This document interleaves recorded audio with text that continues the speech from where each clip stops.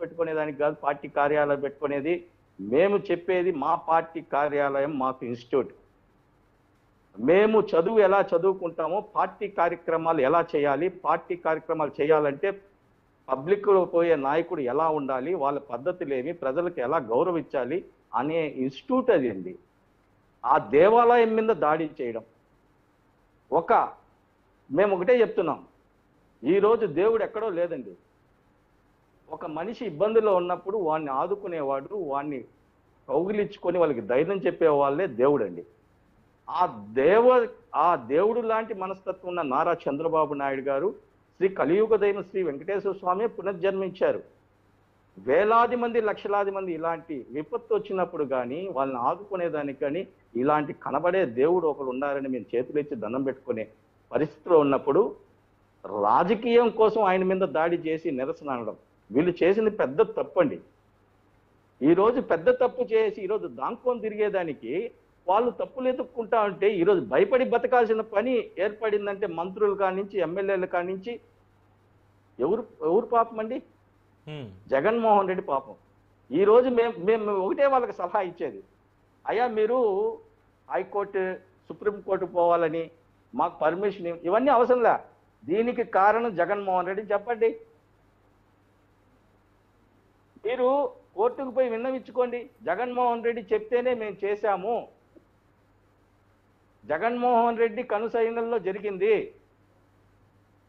ఆ రోజు పార్టీ కార్యాలయం నుంచి వచ్చిన మెసేజ్ వల్లే మేము దాడి చేశాము అని చెప్పండి, మీరు రిలీఫ్ అయిపోతారు.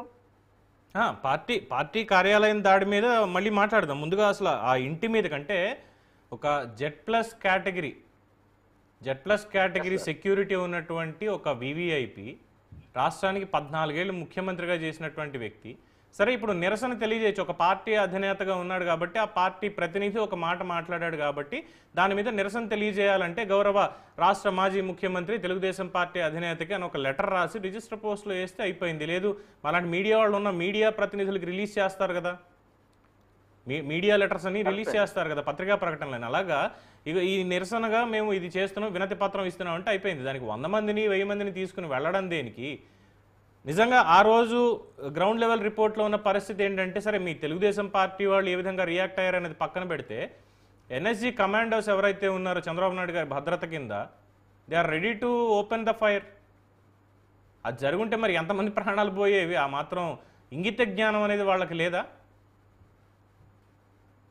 అవునండి, 100% అండి. ఇది పెద్ద ద్రోహం అండి. ఎందుకంటే 70 పదులు దాటిన వ్యక్తి, జెడ్ ప్లస్ కేటగిరీ ఉన్న వ్యక్తి, ఏ మచ్చలేని నాయకుడిని ఈరోజు పోలీసులతో సపోర్ట్తో తీసుకొని వాళ్ళ తొత్తులుగా మారిన పోలీసులు ఒక నిరసన అని చెప్పడము, రాయిలతో కొట్టడం అండి నిరసన. తిరుపతిలో కూడా ఒక రాయితో కొట్టారు, రాయిలతో కొట్టడం నిరసన. ఎదురు తిరిగి అడ్డుపడి కొయ్యలు ఎత్తుకొని దౌర్జన్యం చేయడం ఒక నిరసన. నిరసన అనే పదానికి అర్థం లేకుండా నిరసన అనే సాకు పెట్టుకొని దౌర్జన్యాలు చేసిన వాళ్ళు ఈరోజు శిక్షింపబడతారండి, కోర్టు ద్వారా శిక్షింపబడతారు.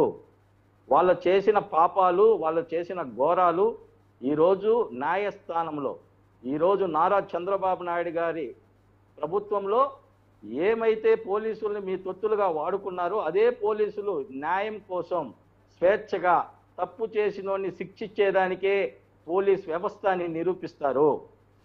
మీరు చేసిన ప్రతి ఒక్క తప్పుకి జైలు పాలు అవడం ఖాయం అని కూడా మేము తెలుగు యువత తరఫున తెలియజేసుకుంటున్నాం. జగదీష్ గారు, సో ఇక్కడ అంటే ముందుగా ఒక వ్యక్తి మీద దాడి అన్నటువంటి పాయింట్ తీసుకొస్తే, అంటే ముందు స్టార్టింగ్